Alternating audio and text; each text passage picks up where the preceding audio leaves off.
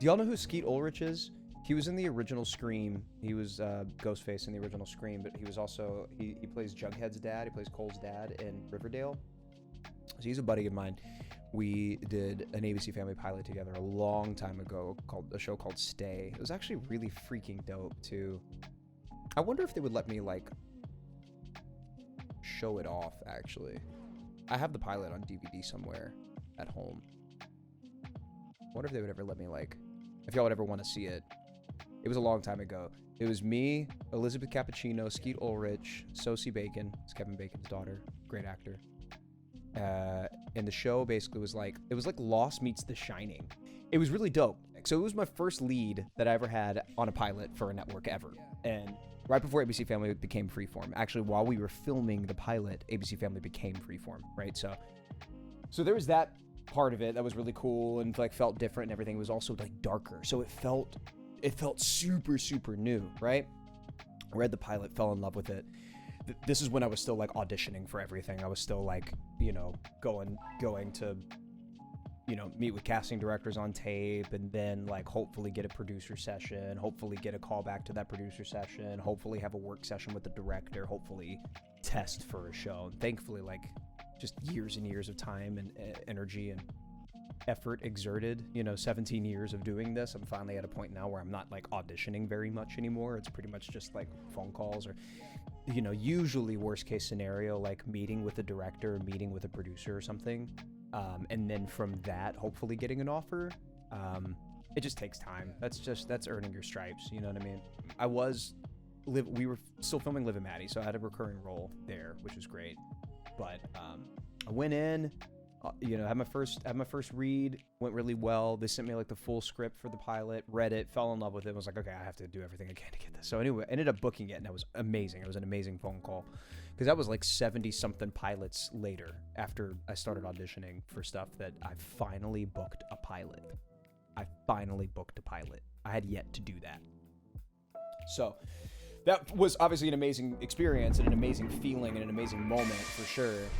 We get on set and I started seeing all this stuff, like just renderings of what the rest of the season was going to look like and how this hotel, let me give you the synopsis of the show. So basically Stay was this really cool, it was like Lost meets The Shining, right? Bunch of people kind of stranded, massive blizzard at this crazy hotel. It was like kind of like that's kind of The Shining, right?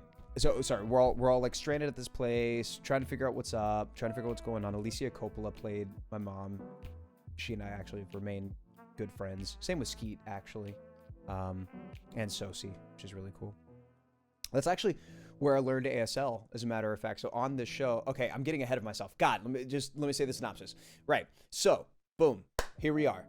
We're at this like cabin in the woods, kind of like beautiful ski resort hotel. It's kind of old. They have like actual analog keys that you have to put in and twist to get into your room. It's like, you know, it's very much like The Shining. You understand what I'm saying? If you've seen The Shining, like you get what I'm talking about, right? Hodgepodge of different people. We've got a doctor, we've got a bus driver, we've got a private detective, we've got a photographer, we've got a linguist, we've got all sorts of different stuff.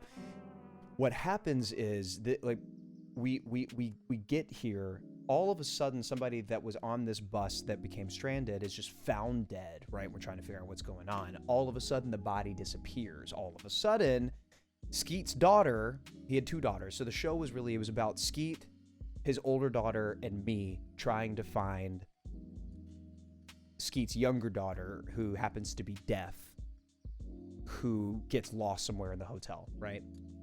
And as the show would go, people would try to like actually leave the hotel and then in some way end up back at the hotel. They would like, there was a scene in like one of the later episodes that obviously we didn't film, we only filmed the pilot because it didn't get picked up, but where a couple of people hop in a car or like a snowmobile basically, and they start to like drive down through the wilderness to try to like find civilization and get some help so that we can be not stranded anymore, right? And they start driving down, straight line, whatever.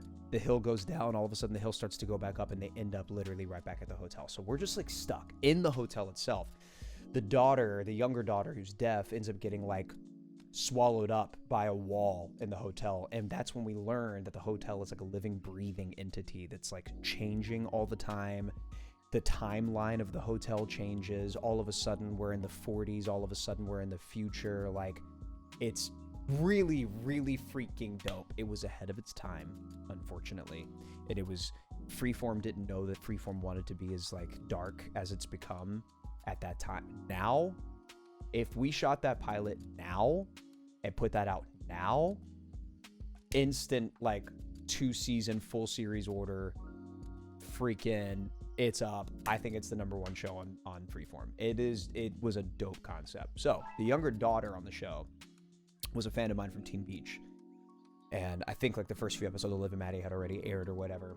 So she really, really wanted to communicate with me, and she knew that I could speak, like I could sign a little bit, but nothing crazy. And over the course of the 3 weeks that we worked together, she made me like almost fluent in ASL, which was really, really dope. She and her mom worked with me a lot, and then they had another, they had like a translator on set. So between the three of them, we could communicate all the time. And I was also learning a lot. And like, I gave myself homework every night, and I would go home and like watch videos and all of that stuff. And her mom, if her mom had questions about what was going on set, she and the translator was with the girl. What was her name?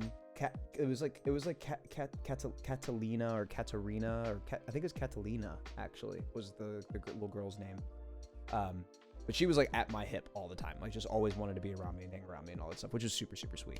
She was precious. But she would go and like be working, and if her mom had like questions about something and her translator wasn't around, she would immediately just come to me and sign to me, and that was really good practice for me to continue to like, you know, do the thing. But yeah, that's how I learned ASL.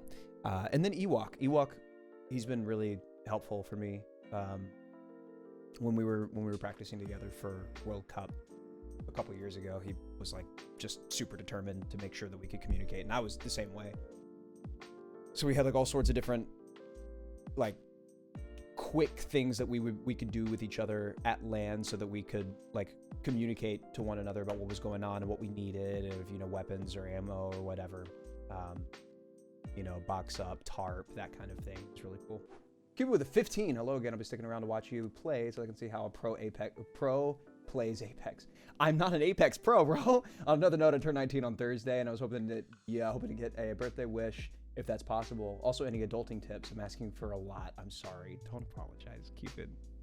I love your energy right now, Keepin. Thanks for the 15, first of all. Love your energy. Happy almost birthday. All right, let's start from the top. Not an Apex pro. I just happen to be good at video games, right?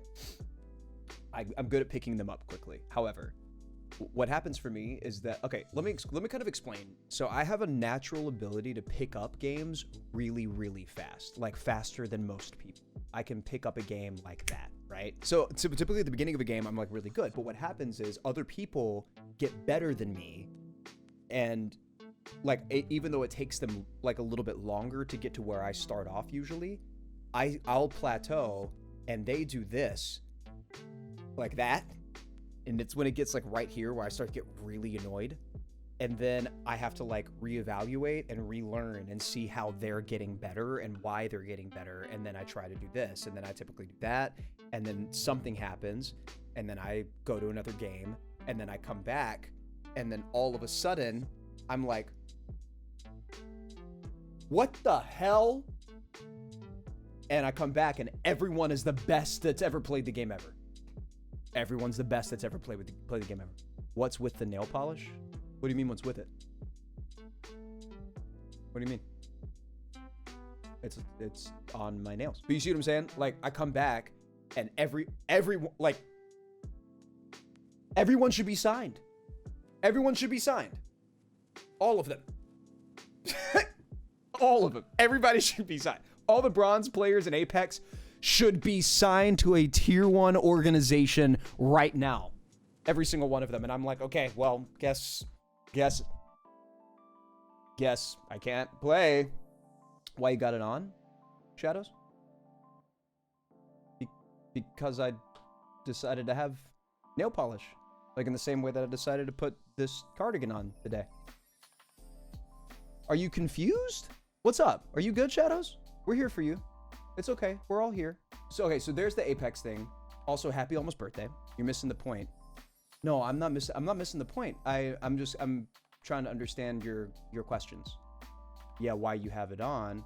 Why not wear makeup and a skirt also? Because I have no reason to wear a skirt today. And I try to avoid wearing makeup if I don't have to. But usually when I'm on set, I wear makeup. Are you good? I feel like you're like mad confused. I'm gonna let you like figure that shit out. And then when you feel like you are leveled out and you know what's going on, then like pop off. You know what I'm saying? Okay, so happy almost birthday, Cupid. Are we almost done with this one? Oh, adulting tips. Okay. All right. Okay. Okay. Adulting tips. Here we freaking go. The nails with the necklace go hard. Bro, my first actual pearls, dude. My first actual pearls. Boot him, LOL. Are you talking about the dude that's all... No, I just think he's like... I think he's, or she, or they are simply confused. I'm not sure.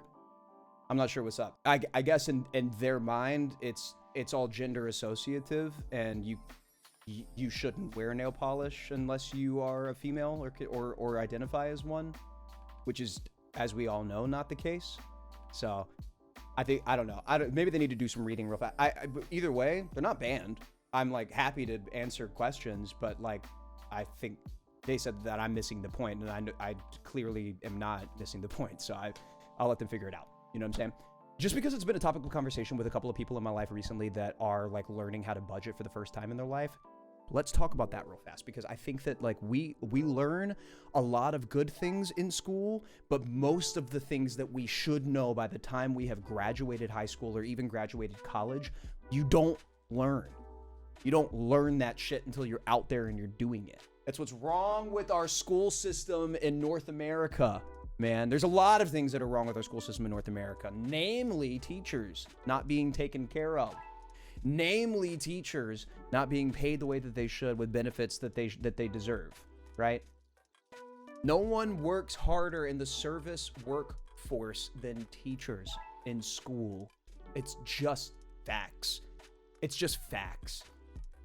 Not only do they have to come up with the curriculum, be certified, stay on top of education, stay on top of everything that we all forget by the time we graduate high school or whatever, know every bit of it. That's the other shit too.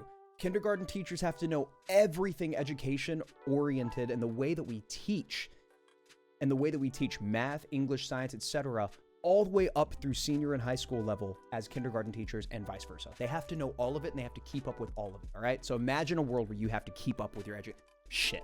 Dude, that sounds horrible. Imagine that, right?